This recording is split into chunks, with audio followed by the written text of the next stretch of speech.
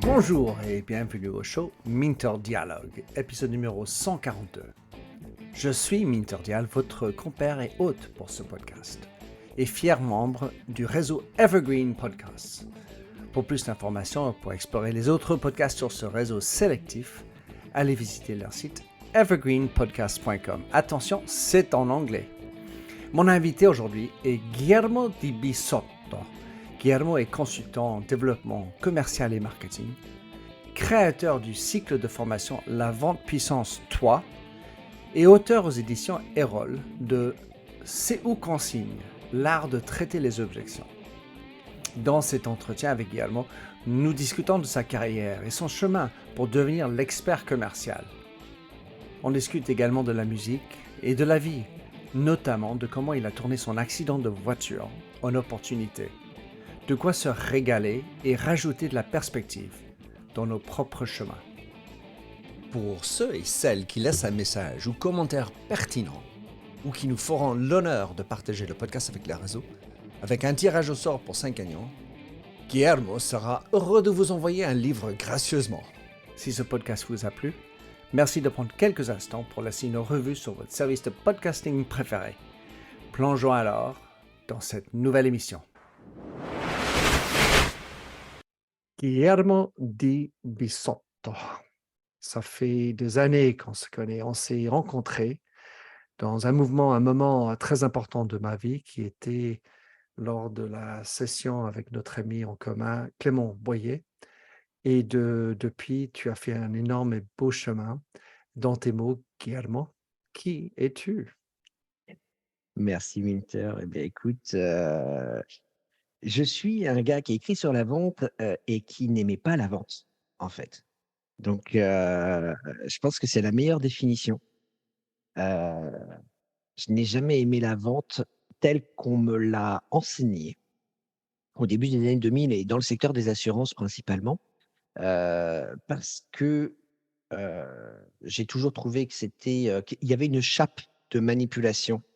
Heu et en fait, mes recherches m'ont amené à penser et à trouver que, j'en publiais un petit post, enfin un commentaire ce matin sur LinkedIn sur le fait que, tant que le client, est réifié et donc est chosifié et c'est un outil, de manipulation, hein, la chosification, est associé tout simplement au fait d'atteindre ses objectifs et beh, finalement, bien sûr que la vente aura toujours cette chape de manipulation. Voilà, donc j'ai essayé ça fait 20 ans que je travaille mentalement, si tu veux, à à à voir la vente autrement.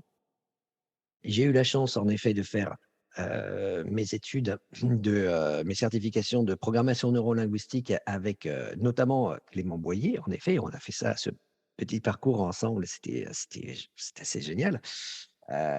Donc voilà et puis après j'ai eu ce petit accident de bagnole qui pour moi est une incroyable chance dans ma vie parce que, bah, du coup, vu qu'il y avait pas Netflix, bah, j'ai pris un bouquin. Et puis je l'ai lu et puis j'ai terminé, j'en ai pris un autre et ainsi de suite. J'ai lu plusieurs centaines d'ouvrages jusqu'à, 2015 pour, me former, alors m'auto-former, j'ai pas de certification là-dessus par contre, mais m'auto-former sur tout ce qui est, heu, tout ce qui est analyse transactionnelle, tout ce qui est communication non violente, tout ce qui est séduction en tant que discipline. Mais attention, la discipline, que l'on, entendait dans les années 90. Donc on n'en parle pas de la même manière aujourd'hui sur internet, bien sûr. Heu, ça intégrait, si tu veux, la phobie sociale, la séduction, à l'époque. Donc il y avait une vraie, partie de développement personnel. Comment je fais pour, sortir de mes croyances et de ce qui m'empêche d'aller vers l'autre, pour oser lui parler, comment parler en public et ainsi de suite. Donc voilà, donc il y avait toutes ces disciplines et je pense que j'ai établi une sorte de nouveau paradigme de la vente, bien sûr, qui mélange un peu le marketing, la vente, qui mélange donc de manière générale parce que elle se base sur les interactions humaines et non pas sur les techniques. Et donc du coup, pour moi, le client est un sujet identifié comme tel. Voilà et ça, c'est important. Le prospect, le client est un sujet, c'est une personne à part entière, et donc à partir de ce moment-là, alors ça a l'air d'être juste des portes ouvertes que j'enfonce allègrement, bien évidemment, mais à partir du moment où on pose, ce paradigme, eh bien, il s'agit plus de, manipuler et de faire changer d'opinion, son partenaire de jeu, basiquement. Il s'agit, de considérer que la vente ne commence pas par non comme on nous l'a appris, elle commence par peut-être.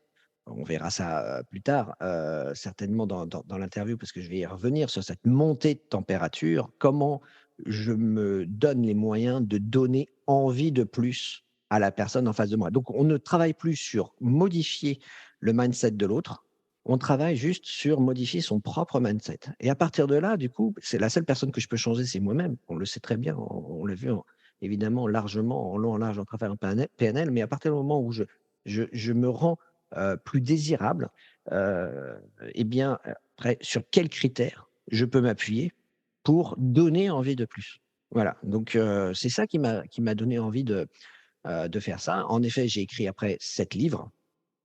Évidemment, pour poser un petit peu ma pensée, hein, et j'ai vendu ce premier livre à Erol, et le suivant, arrivera, en fin d'année normalement si on est dans les temps, mais voilà donc le 1er livre donc «C'est où qu'on signe l'art de traiter les objections» avec et c'est pour ça que je me suis permis d'introduire un petit peu longuement, cette présentation, avec ce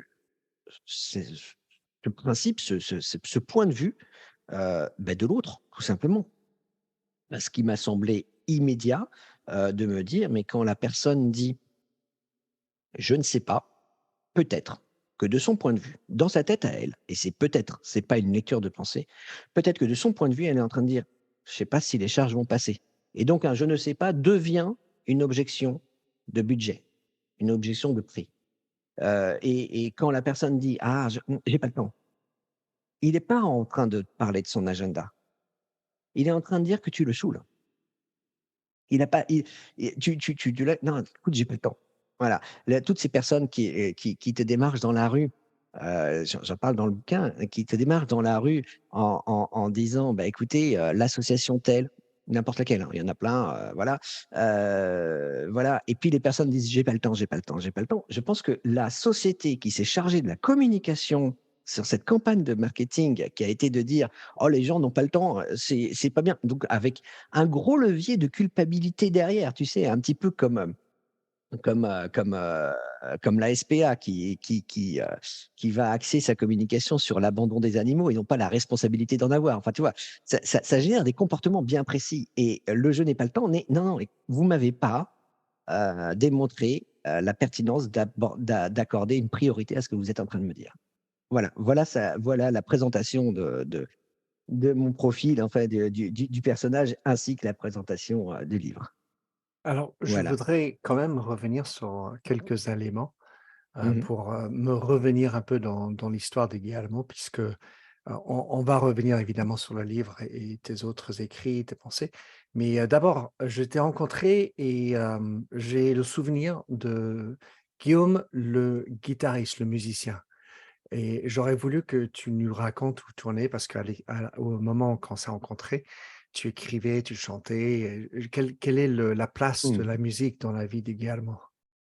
Alors déjà, c'est intéressant, je vais juste revenir sur un point et parce qu'évidemment, ce que tu me connais sous le prénom de Guillaume. Juste ce petit détail, Guillermo alors après il y a toute une histoire un petit peu, enfin assez rigolote dans ma jeunesse, évidemment. Mais, j'ai utilisé Guillermo di Bisotto, pour mon premier livre, qui parlait de séduction, qui parlait alors c'était Entreprendre sans aborder sa vie de couple qui est devenu La psyché de l'interaction et donc j'avais pris le maximum de différences de perspective, donc j'avais pris en effet un homme, une femme, un entrepreneur, un salarié. J'ai inversé les rôles et ainsi de suite pour avoir le maximum de différences, possibles et pouvoir les traiter. Voilà, donc ça permet de comprendre ce qui se passe entre 2 hommes, 2 femmes, c'est pas le sujet. Mais donc du coup, je l'avais signé Guillermo di Bisotto, parce que, séduction forcément, parce que Guillermo 3 syllabes, Bisotto 3 syllabes, le di c'est le miroir du coaching, enfin tu connais le truc, voilà. Voilà, donc ça, voilà, donc bien sûr, je m'appelle Guillaume. évidemment.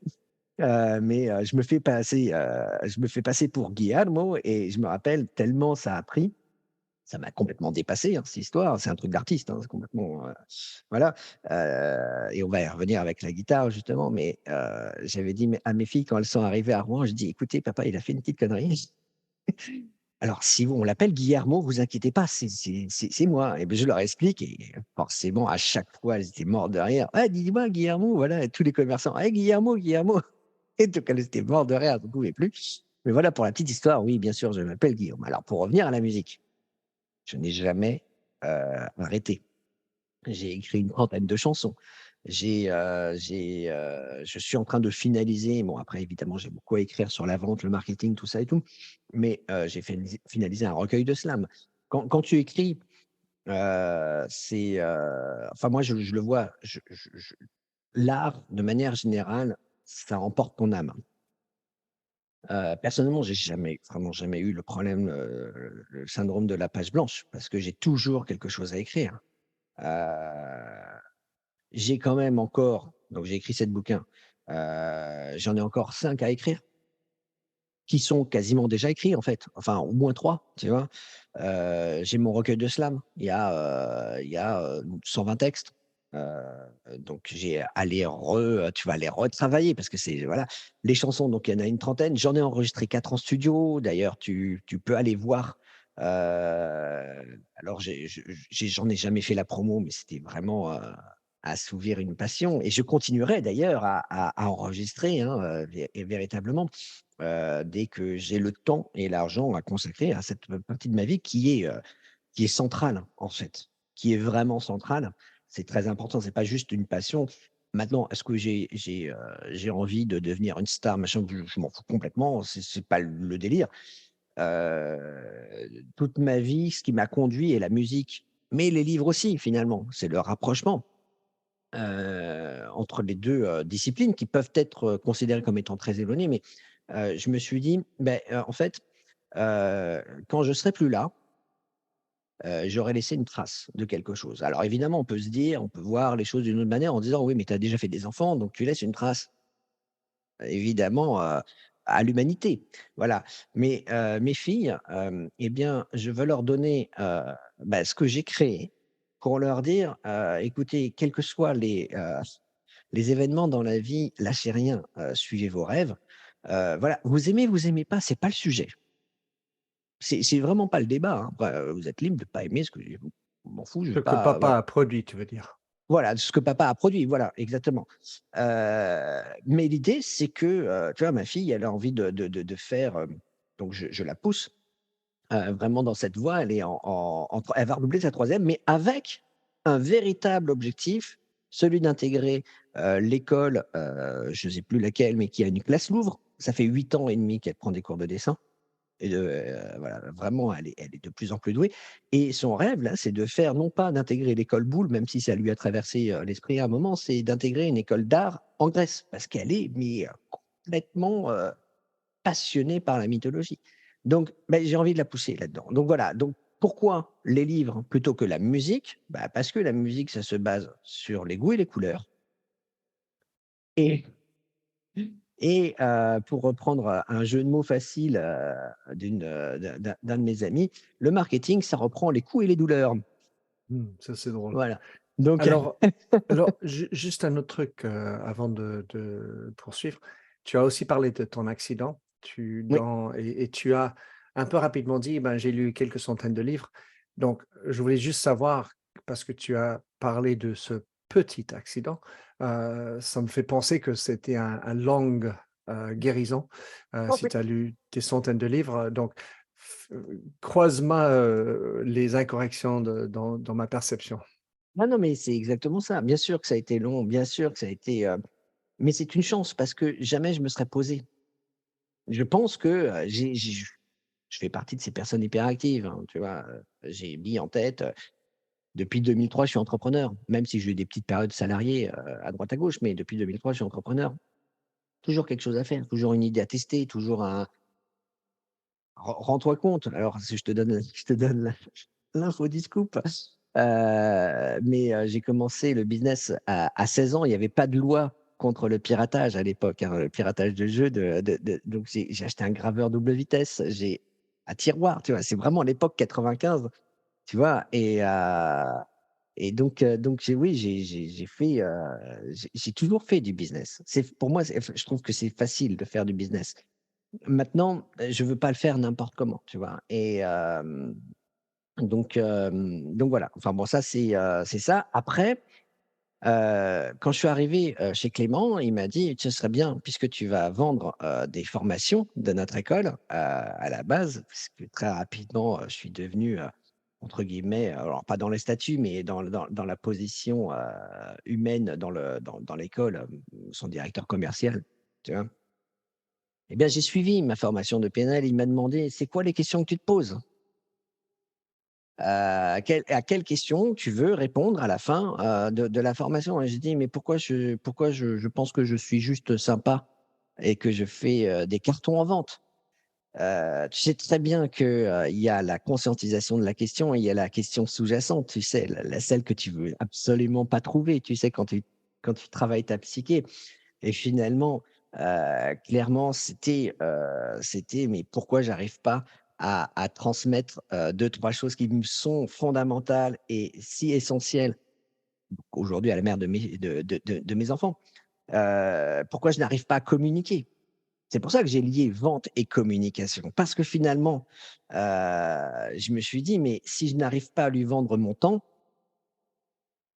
si j'arrive pas à lui vendre un moment qu'on a à partager ensemble et ainsi de suite», enfin, j'ai une responsabilité dans ce qui arrive. Et mon accident de bagnole, très vite, je l'ai associé, comme j'ai boité pendant 2 ans, j'ai été immobilisé pendant 10 mois déjà, premièrement. Eh Et ben, j'ai marché avec une canne, pendant, 1 an et demi à peu près, hein, un petit peu moins, pendant 1 an et demi. Après, progressivement, je me suis redressé et bien sûr que j'ai pris des cachetons dans tous les sens et c'est pas une vie. Donc évidemment, quand je dis avec humour qu'il y avait pas Netflix, mais c'est la réalité. J'ai eu cette opportunité de me dire: «OK, de toute façon, je peux pas faire autre chose». Voilà, donc évidemment, aux yeux des autres, bah, je faisais que lire, donc je glandais techniquement, donc ça s'est pas super bien passé, clairement. Mais mais du coup, ce que je ne savais pas, c'est que j'étais en train de décupler, mes connaissances, et ma compréhension, bah, de l'autre. Et en miroir, la compréhension de l'autre m'a fait travailler sur ma compréhension de moi. Évidemment. Donc du coup, j'ai avancé, puis après j'ai divorcé, machin et cetera. C'était un long parcours, tu sais? Minter, le premier livre que j'ai écrit, le tout premier, alors je sais même plus comment ça s'appelle, c'est un livre de coaching, clairement, d'auto-coaching, qui s'appelait, ouais, au début, j'étais pas bon dans les titres et c'était «La stratégie d'inévitabilité» ou bien c'était «Révéler votre potentiel». C'était un truc comme ça. Et j'ai terminé de l'écrire, et je venais de sortir des écoles de Clément. Et quand j'ai mis le point final, je l'ai vendu, alors déjà une bonne centaine de fois dans les réseaux, je crois à Seos notamment, à l'époque qui est devenu Dinabuy, j'en ai vendu une centaine. Alors c'est important de préciser ça parce que j'en ai vendu une centaine et le prix du bouquin, c'était 129 balles. J'allais le faire imprimer. Ouais, tu as fait les yeux comme ça. J'allais l'imprimer en bas de la maison, avec des spirales et donc ça faisait évidemment, il y avait une vraie valeur perçue, dont je n'avais aucune conscience. Mais, je l'ai proposé à 129 balles. quand Mais tu par dis contre évidemment quand tu dis balles, tu parles d'anciens euros, francs ou d'euros? non d'euros, 129 €. J'en ai vendu une centaine, mais parce que dans ma tête, c'était les coûts de production, ce que ça m'avait demandé à produire et à formaliser, ainsi de suite. Mais et donc j'étais pas du tout, calé, sur la valeur perçue. Mais ça m'a servi de base sur mon travail de la valeur perçue, parce que ça fait partie de mon paradigme. Pourquoi il y a des personnes qui ont mis 100 balles, 120 enfin 130 balles dans un bouquin, mal imprimé, mal fagoté finalement? Heu mais par contre, en effet, ça me demandait à chaque fois d'argumenter pour vendre, un cahier d'exercices. Bon, il y avait quand même, 36 exercices, un truc comme ça, hein, d'auto-coaching. Donc voilà, mais j'ai décidé de ne pas le sortir. Déjà, j'ai eu la chance, extraordinaire de rencontrer Claudia Trédaniel des éditions Guy Trédaniel, L'entretien a duré, 1/4 d'heure. J'ai rencontré cette femme pendant 1/4 d'heure, qui a reçu mon livre, qui me l'a reçu, qui l'a lu et qui m'a dit: «Mais, le problème de votre livre, c'est qu'il y a 5 livres». Eh beh, figure-toi que ce recadrage, j'ai décidé, merci Clément, hein, clairement, j'ai décidé de bien le prendre et je suis retourné derrière, mon ordinateur, derrière mon clavier pour continuer à élaborer, à continuer à lire et ainsi de suite. Donc l'accident pour moi est, tu sais, c'est un peu l'effet, du battement d'aile du papillon.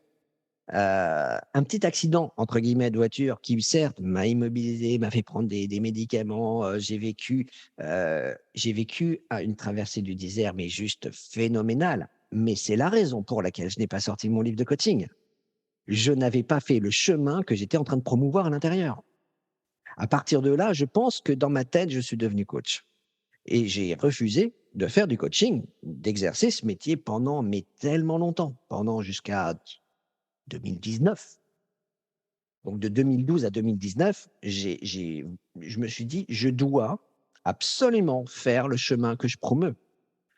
Tu vois? Donc, pour moi, c'était important et parce que, il y a une question, d'alignement de personnes, d'éthique, de responsabilité.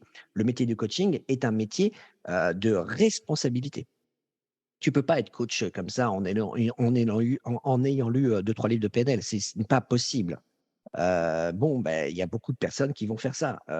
Bah, je crois que c'est dangereux et j'avais vu une, heu, une campagne de signature sur, il faudrait légiférer, les métiers, de psychothérapeute, alors psychologue, c'est bon, mais psychanalyste et ainsi de suite, c'est pas, tu vois? Apparemment, tout le monde pourrait s'appeler, en France en tout cas, psychanalyste. Mais non, c'est super dangereux. Il y a une telle responsabilité dans l'accompagnement des personnes. C'est pas pour rien qu'en psycho en France, en tout cas et j'imagine dans d'autres pays bien sûr, tu dois faire, une psychanalyse en vue de l'obtention de ton diplôme, tu vois? Donc voilà, donc tout ça, et bien fait que, je suis rentré dans ce vortex, littéralement, de toujours, rechercher, de toujours lire plus. Au début, j'ai compté le nombre de livres, bien sûr. Ça sert à rien, ça flatte l'ego au début, tu vois? Tu te dis: «Ouah, j'ai lu 300-400-500 livres». Au début, tu dis ça et puis finalement, tu dis: «Mais à quoi ça sert de compter?» Ce qui est intéressant, c'est pas le nombre, c'est pas les caractéristiques, c'est les bénéfices que j'en tire. Et c'est au moment où je me suis posé la question de ces bénéfices, que j'ai réalisé que j'avais tellement de choses à dire, mais que c'était tellement en puzzle dans tous les sens que, bah, j'ai commencé à poser les plans et ça c'était entre juin et août 2016. Je peux t'assurer Minter que c'est dans ma tête, paradoxalement, la pire période de ma vie parce que j'ai eu l'impression de rien foutre. Mais j'ai posé 12 plans de 12 livres et qui se font suite indirectement. Alors, le livre, c'est où qu'on signe? Oui, du coup, puisque parlons de celui-là.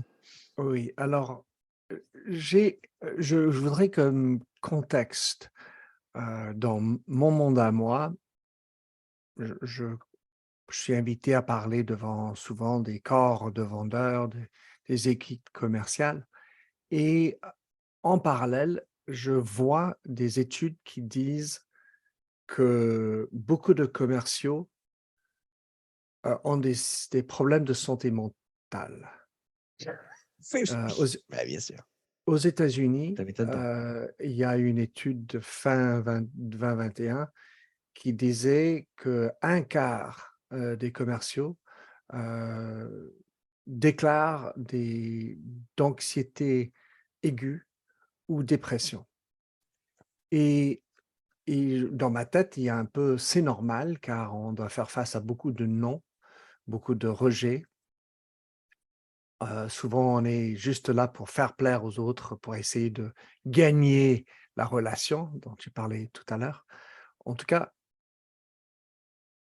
quel était ton objectif derrière «C'est où qu'on signe»?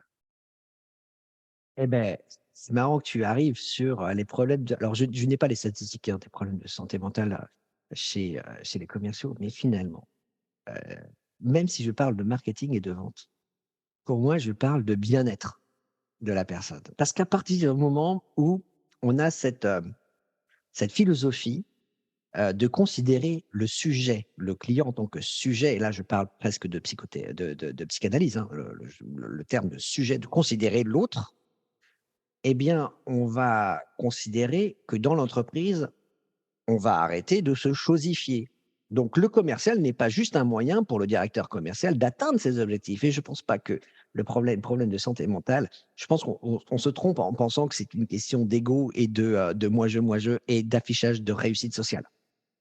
Je pense, quand tu vois, tu as des sociétés, je ne vais pas les citer évidemment, mais tu as des sociétés, là en ce moment en France, qui ont plein de boutiques dans tous les sens et qui font des contrats à 25 balles par mois pour que tu aies du cashback, machin, et cetera. C'est une arnaque, tu arrives à avoir des prélèvements complètes de dingue, jusqu'à 500, 600, 700 € tous les mois, parce que c'est 25 € le premier mois. Ils te disent que c'est bimensuel, mais en fait, ça veut dire que c'est 50 € le premier mois, mais ils te font croire que c'est 12,50. Enfin bref, que des trucs comme ça. Et je pense que, à partir du moment où on arrive à toucher le point sensible, heu, de le point névralgique de toutes ces, finalement, de toutes ces, pas disciplines, mais ces corps de métier, que ce soit commercial, manager, mais finalement ça peut par extrapolation, en extrapolant, ça peut être, vraiment, beaucoup de corps de métier. Mais, c'est finalement la toxicité dans les relations. Le cadre, j'ai mon sujet préféré, en ce moment, parce que je suis déjà en train de préparer aussi mon 8e livre, qui va parler de qualité de vie au travail, clairement, hein. C'est presque la suite logique. Heu, le cadre, j'en appelle toujours à poser un cadre et à le faire respecter. Ça ne veut pas dire, attention, la consigne n'est pas le cadre. Ça, c'est, je cite, Amandine Maillot, que je connais très bien, qui est, psychologue clinicienne et dont le sujet aussi, préféré, a priori, serait certainement le cadre, mais du point de vue de la psychanalyse, là, pour le coup. Le cadre, en fait, c'est simple, c'est très simple. Heu c'est un contrat moral qui se situe au-dessus des gens et au-dessus des institutions, c'est elle qui le dit, hein. Hem, le cadre, en fait, et c'est le métier d'encadrer, encadrer n'est pas réprimander. Quand tu dis à quelqu'un: Je le recadre», enfin là, nous, on a fait de la PNL, donc évidemment, on a pris du recul par rapport à ça. On sait très bien que recadrer n'est pas réprimander, mais bien évidemment qu'il y a l'association entre les 2 qui est fait. Mais donc cadrer, c'est donc poser un cadre et faire en sorte qu'il ne soit pas transgressé. Voilà, et donc ça veut dire, à chaque fois qu'il y a une tentative de transgression, et on sait très bien que ça s'appelle dans notre jargon, les tentatives de jeu psychologique avec le victime, bourreau, sauveur notamment, tu vois? Bah, c'est toujours d'en rappeler au cadre et de ne pas rentrer dans cette dynamique mortifère du jeu psychologique. Et ben cette dynamique mortifère, tu la trouves au centre, au centre de toutes les relations commerciales, quasiment. Par exemple, Eric Berne parle, du «mien est mieux que le tien». Tu sais, le «mien est mieux que le tien», c'est un jeu psychologique qui met une victime et un bourreau, et il y en a un qui dit: «Oh là là, qu'est-ce que j'ai mal au dos», et l'autre dit: «Ah oui, ça me rappelle mon lumbago que j'ai eu la semaine dernière. Qu'est-ce que j'ai souffert? Ma douleur est plus forte que la tienne». Dans l'entreprise, ça donne quoi? Ah, ah, ah. Quand tu verras, mon petit gars, quand tu auras mon expérience. Mon expérience est meilleure que la tienne. Et les commerciaux face aux vendeurs, aux acheteurs, c'est un peu: «Bah, attends, je vais t'expliquer que tu fais mal ton travail. Moi, je connais mieux ton travail que toi, tu ne le fais». Et tant qu'on est dans ces transgressions systématiques de cadre, bien évidemment qu'il va y avoir des problèmes de santé mentale. Je pense que c'est ça. Je pense que c'est une chimère que de considérer que le problème de santé mentale, c'est exactement le même qui est généré par, on va dire, les mince, comment ça s'appelle? Les sujets de comparaison à l'autre, soutenus par des applications comme Instagram. Et je regardais un reportage sur Arte, hier, sur notamment la dopamine, et que je conseille à tout le monde de regarder. Il est vraiment super super bien ce reportage, et il parle de comparaison descendante et ascendante. Et quand tu es sur Instagram, bah, tu as plus tendance à te comparer à des modèles qui sont super beaux, super bien gaulés, qui sont tous dans le dépassement de soi et ainsi de suite. Et en fait, ça te déprime. Et je pense sincèrement, du coup, par extrapolation, et là je te le modélise en live dans l'interview, je pense sincèrement que le fait de rentrer dans ces jeux psychologiques, paradoxalement, ça développe l'estime de soi du vendeur. Parce qu'il est meilleur que la personne à qui il s'adresse. Tu vois? Et du coup, il y a une dichotomie qui s'installe et bien sûr que je pense là, tu me dis que les vendeurs ont souvent, j'aimerais bien que tu me passes, l'étude pour que je lise le truc, mais parce que je peux peut-être éventuellement, en faire, appel. Je cite vraiment toujours, au maximum, toutes mes sources, mais ça m'étonne pas, vraiment. Parce que je pense qu'il y a, souvent réification et tu sais très bien que, on a parlé beaucoup du burn-out, hein. Je ne sais pas si tu connais la stat, mais c'est une personne, un salarié sur 3 en mars 2022 qui était en burn-out sévère. Voilà, la source, je l'ai mis sur un de mes articles, On a essayé, clairement de je mais remettrai ça dans les show notes pour ceux qui écoutent. bien sûr. Ouais, bien Ouais, sûr. Welcome, change agents, to your go to place for stories that ignite your spirit, fuel your purpose, and connect us all. We believe in the incredible power of the human spirit, its boundless resilience, and the inspiration it brings to our lives. On the Driving Change podcast, we'll journey together through the extraordinary yet very relatable experiences of some of the most amazing people on earth. Our mission? That through these stories, we might just spark change within you and awaken a newfound motivation to harness your unique gifts to make a real difference in the world. So get ready to be inspired and join us on this incredible adventure. You can find the Driving Change podcast on Apple Podcasts, Spotify, iHeartRadio, or wherever you love listening to your favorite podcasts. En fait, cette histoire de burn-out ou anxiété, etc. Enfin, ce que j'ai retenu de ton parcours et l'écriture de ce livre, c'est quelque part l'importance de conscience, la connaissance de soi. Combien tu es d'accord avec ça? Et est-ce que ça peut pas aussi aider à confronter ces stress, ces problèmes psychologiques dont tu parles ou bien le burn-out? Et bien sûr, je pense que c'est important de savoir comment on peut réagir face à une situation donnée. Bien sûr que la connaissance de toi de soi est indispensable, elle est vitale.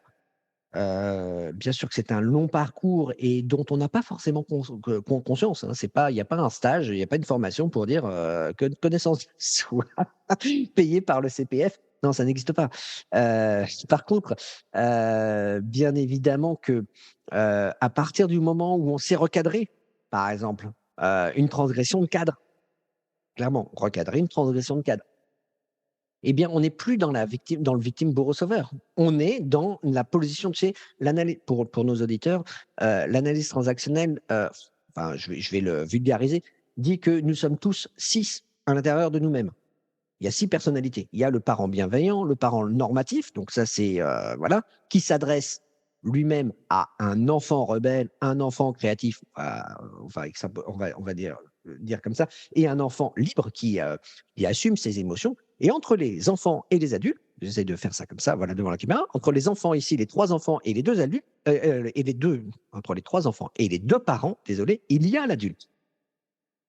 L'adulte qui analyse froidement une situation. Et en fait, quand on utilise notre parent, on s'adresse forcément à un enfant. Quand on utilise notre enfant, on s'adresse forcément à un adulte, on Parent. s'adresse forcément à un parent. Voilà. Et en fait, il y a juste la position de l'adulte. Et ma femme me dit que j'ai le discours de l'empereur quand j'arrive déjà, à ne surtout pas en faire une affaire personnelle. Tu connais les règles d'or de la communication. Le ne pas n'existe pas. Quand tu t'adresses à quelqu'un avec le tu dis quelque chose sur toi-même et n'en fais pas une affaire personnelle qui doit être un commandement de Miguel Ruiz, enfin, un commandement, hein, un accord Toltec de Miguel Ruiz, mais n'en fais pas une affaire personnelle. Comment on peut être éduqué à ne pas en faire une affaire personnelle? Ben, je pense que toute considération de travail sur soi-même commence par ce précepte de la PNL, pour le coup, et qu'on y accorde une expertise ou non à cette discipline que, évidemment, que je promeus. Mais c'est en fait ce précepte numéro, je ne sais pas combien, mais pour moi qui est fondamental, qui est numéro un, qui dit que tout le monde a raison selon son point de vue, que l'on y adhère ou pas. La personne peut ne pas être d'accord avec toi, mais elle a raison de son point de vue. Tu peux juste m'expliquer ce que tu veux dire par ne pas faire d'une affaire personnelle? C'est-à-dire que tu dois te distancier? Explique-moi, clarifie un peu pour moi ce que ça veut Mmh, dire. bah, par exemple, ne pas en faire une affaire personnelle. Tu n'es pas, attaqué dans ta personne, dans ton identité, mais par exemple, une objection, les commerciaux peuvent en faire une affaire personnelle. Un attaque sur moi, quoi. Une attaque sur toi, tu vois? Heu, c'est histoire de rattacher au sujet du livre «C'est où qu'on signe», mais de manière générale, un recadrage, bah, si pour toi c'est une réprimande, bah, tu fais une affaire personnelle. C'est un reframing dont tu parles quand tu parles tu souvent tu as parlé dans le livre reframe, le mot en anglais, un Ouais. recadrage, replacer ou de quoi on discute? Alors, on parle en effet de frame, alors c'est plutôt ça devrait être de la PNL, à mon sens, mais ça nous vient, de la séduction des années 90, hein, mais vraiment pas les vidéos toutes nazes qu'on trouve sur YouTube, sur comment devenir un homme alpha, non, rien à voir. Non, non, c'est des mecs, frustrés, les AFC, Average Frustrated Chump, qui ont fait ces vidéos, c'est pas possible autrement. Mais, pour, le coup, la frame, donc en séduction, c'est l'ensemble des sous-entendus que tu laisses derrière une interaction et alors, je mets le terme, j'appelle ça, ouais, j'ai mis parce que je suis un fan de films, absolu, et en discutant avec un copain, il y a, bah, facilement, 12-13 ans, 14 ans peut-être, il m'explique le principe du télescopage des réalités. Voilà. Chacun a sa propre réalité, OK? Parce qu'il a ses, propres croyances, son expérience, son point de vue, tout simplement son paradigme, sa vision de la vie, sa vision d'une, situation, donnée et précise à un instant T. Donc chacun vient avec sa réalité. Eh bien, le télescopage des réalités, c'est de dire que quand une, réalité est plus forte que l'autre, alors tu remportes le consensus. Tu remportes le consensus. Ça veut dire que, et c'est de ça dont je parle, vite fait dans le livre, j'en parlerai, certainement, plus longuement dans d'autres articles et ainsi de suite, mais, l'ensemble des sous-entendus que tu laisses derrière une interaction. Quand tu prends, comment ça s'appelle? Une émission comme Caméra Café, en France, j'imagine que vous avez ça en Angleterre et un peu partout ailleurs parce que ça a été vendu. Alors après je suis pas sûr que c'est le même nom, tu vois? Mais où tu as Jean-Claude Convenant, incarné si brillamment par Yvan Le Bolloc, parce que ça nécessite quand même une fine observation des comportements, toxiques du vendeur, hein, clairement. Hem, eh bien, l'ensemble des sous-entendus, il est persuadé que c'est le meilleur commercial. Il est persuadé, tu vois? Bon, on pourrait dire qu'il a des problèmes de santé mentale, enfin, en tout cas, son personnage. Et pourtant, il est persuadé que c'est le meilleur commercial. Mais si l'ensemble des sous-entendus qu'il laisse, dans une interaction donnée, eh bien, vont concourir au fait de penser que, ça peut être le meilleur commercial du monde, du moment qu'il ne travaille pas pour toi, parce qu'il va pourrir ta société, il va pourrir ton secteur d'activité, ça va être quelque chose de dingue. Eh bien, à partir du moment où il y a ces combats de frame, alors moi, le télescopage des réalités, moi, j'appelle ça le théorème d'Highlander. Voilà, parce que quand il y a 2 réalités qui s'affrontent, il ne peut en rester qu'une. Voilà, donc ça, c'est pour les geeks comme moi. et peut-être comme toi aussi, un Highlander, voilà, il ne peut en rester qu'un. Euh, eh bien, finalement, la vente n'est qu'un combat de frame. Et quand je dis la vente, je l'entends au sens large comme Daniel Pink. Tu connais cet auteur absolument génial qui a écrit notamment Convainquez qui vous voudrez, qui a fait Puzzle of Motivation, un TEDx absolument délicieux. Nous sommes tous vendeurs. Et je pense que c'est important de rappeler que nous sommes tous vendeurs au sens général. Nous sommes tous vendeurs parce que s'il y a il rappelle Daniel Pink qu'il y a techniquement en tant que commercial avec les mallettes, le vendeur avec les mallettes, façon de parler. Alors certainement, ça prend en considération les entrepreneurs. Je peux imaginer, hein, parce qu'il y en a beaucoup du coup. Les entrepreneurs, les vendeurs en magasin et ainsi de suite. Mais celui qui vend contextuellement, c'est une personne sur 9 dans le monde. Donc on est autour de 800, 900 millions de personnes. C'est énorme. Voilà. Maintenant, les études de Daniel Pink montrent que nous passons 40%, tous, nous passons 40% de notre temps à faire bouger l'autre. Et donc, quand je parle de Top Gun 2 à ma femme, qui me dit qu'elle n'aime pas Tom Cruise, parce que c'est un truc de midinette des années 80, c'est puant comme c'est pas permis, eh bien, et que je lui parle de Top Gun 2, eh bien, je dois lui parler de caractéristiques et de bénéfices pour l'emmener dans une séance en 4DX et ressentir les sensations de rentrer dans un jet. Ou je ne sais pas quel avion il a pris, mais vraiment, Top Gun 2 est une expérience de cinéma. Je fais la même chose, je vends Avatar 2.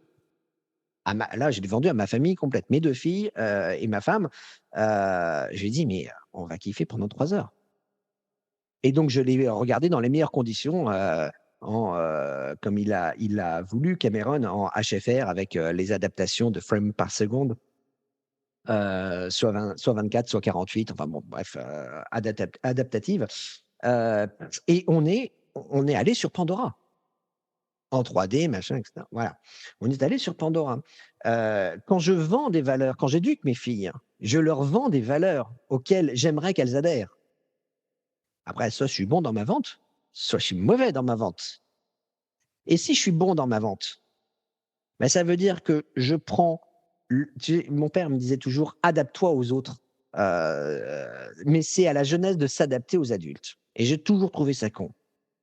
J'ai toujours trouvé ça con parce que si je veux vendre des choses à mes filles, des concepts qui pour moi me sont indispensables et vraiment très importants, je dois comprendre comment ils parlent et comment ils pensent. C'est de la PNL. C'est-à-dire qu'en effet, pendant un petit bout de temps, je me suis coltiné des youtubeurs et pas mal de streamers pour comprendre ce que ça voulait dire à skip. Je pensais que c'était éviter. Non, rien à voir. C'est à ce qui paraît. Il y a plein de mots comme ça. Et donc, du coup, quand je suis en face de la personne, de mes filles, quand je leur vends des notions de, finalement, quelque part, de développement personnel, je leur dis, tu sais, voilà. Voilà, pour moi, ça, c'est important. Voilà, je te le propose. Voilà. Eh bien, j'ai tout intérêt à leur parler dans leur langage. Eh bien, je fais de la vente. Là, il y a Microsoft et Sony qui s'affrontent sur le terrain du rachat d'Activision Blizzard. Tout le monde est en train de vendre quelque chose à quelqu'un. Tu vois? Donc voilà, et là, il y avait un procès qui s'est ouvert hier sur l'appel à la CMA qui risque d'être cassé puisque il y a conflit d'intérêts. Enfin bref, tu peux considérer que la vente, c'est un rapport de force, qu'il y a un vainqueur et un vaincu, qu'il y a un intérêt tout particulier à vaincre les objections des clients ou à défendre son prix.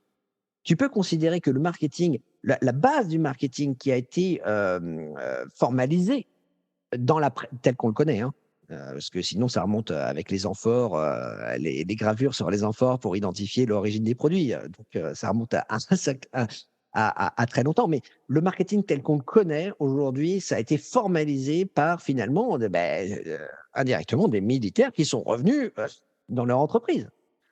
Des personnes qui sont allées sur le front. Et donc, c'est pour ça qu'on parle de positionnement, qu'on parle enfin voilà, tu vois, tous les termes du marketing sont basés beaucoup sur la stratégie militaire. Bon, tu peux accepter que c'est un rapport de force. Et dans ce cas-là, il y a un gagnant et un perdant. Mais dans ce cas-là, il est fort probable de rentrer dans les jeux psychologiques. Parce dans les jeux psychologiques, il y a toujours un gagnant et un perdant. Et on joue toujours à deux, minimum. On ne joue jamais tout seul au niveau psychologique. On joue toujours à deux.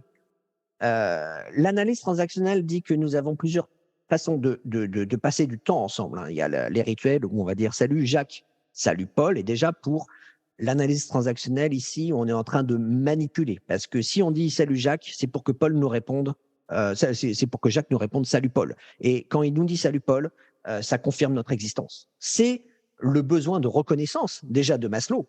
Mais dont tous ceux qui parlent de la pyramide oublient. La reconnaissance, c'est le fait d'exister, tout simplement de confirmer notre existence. Voilà. Donc, il y a les rituels, il y a les pastimes, qui est traduit en français par passe-temps, il y a les activités qu'on va faire ensemble. Tu vois, il y a aussi les moments de retrait où tu as besoin d'être seul. Parce que chaque interaction qu'on consomme un minimum d'énergie, tu vois, à droite, à gauche, et qu'évidemment, quand tu fais des prestations avec beaucoup de monde, bah, ça te prend une énergie complètement dingue. Si tu es obligé de fournir une énergie complètement dingue, donc tu as besoin de temps de retrait. Donc, temps de retrait, rituel, pastimes, activité. Et il y a les jeux psychologiques. Et tant qu'on est dans le rapport de force, on est dans le jeu psychologique, il y a un perdant et un gagnant. Et après, l'analyse transactionnelle parle de la proximité, de la relation. Et je pense qu'on a tout intérêt, si tu veux, à éviter les jeux psychologiques et à rentrer en relation. Et à rentrer en relation avec l'autre dans un système presque partenarial. C'est ce que je promeus pour la vente. Je pense que c'est la seule manière de rentrer dans l'éthique. Et je pense, j'ai une intime conviction que rentrer dans la relation, c'est tout simplement, rentrer sur le long terme. C'est arrêter d'être dans des guerres de prise de parts de marché et ce genre de choses. Les gens, quand tu es dans la relation, c'est que tu choisis ton partenaire et tu discutes avec lui. Et là, en fait, la seule personne que tu peux changer finalement, en effet, je reboucle sur le début de l'interview, c'est soi-même, c'est jamais l'autre. Guillermo, ça a été un plaisir de t'écouter. On n'a pas le temps de poursuivre. J'avais d'autres questions, mais je vais les citer un peu, juste pour titiller les gens, pour pouvoir aller regarder, chercher ton livre et le lire. Il y avait quelque chose il y a des notions que je ne connaissais pas. Tu parlais de switch, que tu as repris de Chip et Dean Heath. Ah Tu as oui. aussi dit quelque chose que j'ai adoré, qui est le gagnant, le mouvement, l'action dans le jeu de Go qui est le plus puissant, c'est quand c'est gagnant-gagnant. J'ai trouvé ça fascinant. Et une autre expression que tu as dit que j'ai trouvé intéressant, c'était la maïotique, c'est l'art de faire accoucher les esprits. Où est-ce que les personnes peuvent aller te suivre, chercher tes écrits, évidemment tes livres, Guillermo? Alors, les livres, dans toutes les bonnes librairies, hein, clairement, c'est où qu'on signe, ça se trouve à la Fnac, ça se trouve, évidemment sur Amazon et ainsi de suite. Bon, j'ai une préférence pour la Fnac en ce moment parce que tu imagines bien, pour reprendre ce que je te disais, que je fais de mon mieux pour leur vendre l'intérêt d'une séance de dédicace. Et s'il y a 3 pelés intendus à cette séance de dédicace, ça va forcément mal se passer et pour la suite des bouquins. Donc du coup, j'ai envie que les gens achètent à la Fnac, bien évidemment. Donc ces livres, voilà. On peut me retrouver sur, LinkedIn. Voilà, donc j'ai écrit pas mal d'articles. Après je les réécris, constamment, mais il y a moyen d'avoir pas mal d'informations sur ce que je raconte, tout simplement. Et juste pour dire, tu parlais de jeu de Go. Pour moi, la vente, ça doit être un jeu de Go, où la meilleure position, c'est gagnant-gagnant. Parce que, le but du jeu n'est pas de considérer qu'il faut emprisonner les partenaires. Le meilleur coup que tu as à jouer dans le jeu de Go, c'est le meilleur coup que ton partenaire de jeu ferait s'il était à ta place. C'est même presque son meilleur coup à lui, de son point de vue, en plus. Et quand on arrivera à inscrire la vente là-dedans, je pense qu'on aura vraiment gagné. Génial. Ça me donne envie d'aller jouer au Go. Je n'ai jamais joué. Je l'ai Je suis un très regardé, mauvais je joueur. sais. Ouais, non, Je suis un très bon vendeur, mais un très mauvais joueur de Go. Voilà. Génial. Je te remercie bien cordialement, Guillermo. Oui, bien cordialement. Merci de nous avoir écoutés sur Minter Dialogue en français. Vous trouverez tous les liens et références cités lors de cet entretien sur mon site minterdial.fr. Pour vous inspirer, je vous laisse avec une chanson que j'ai écrite dans ma jeunesse, A Convinced Man.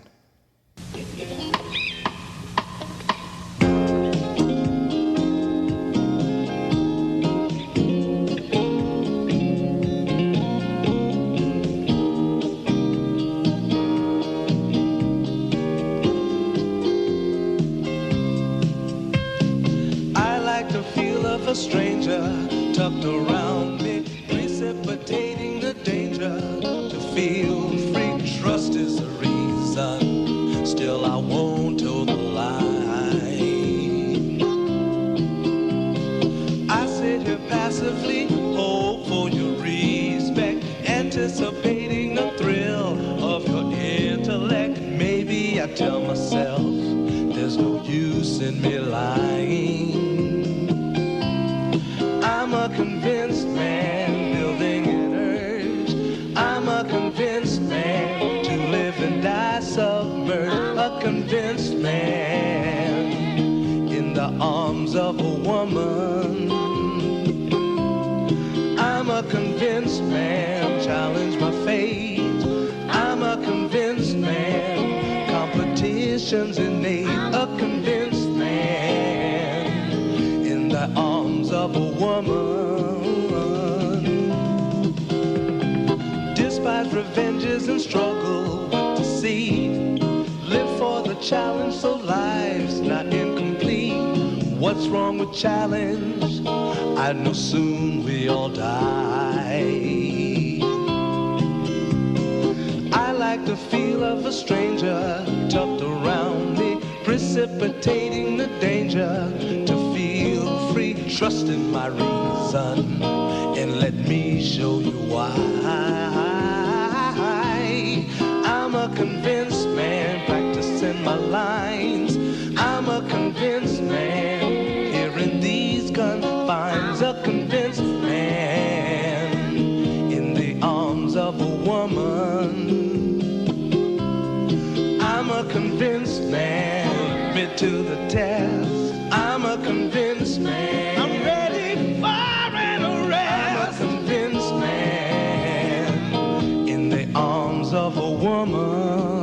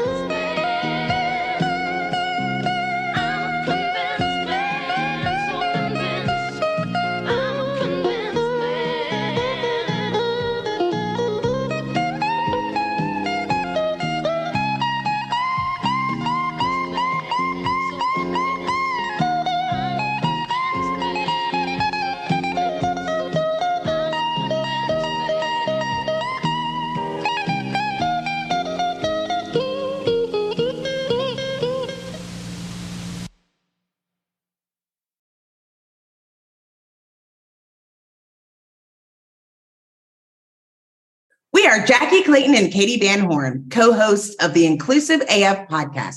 We're two diversity, equity, and inclusion peeps who love both what we have in common and what makes us different.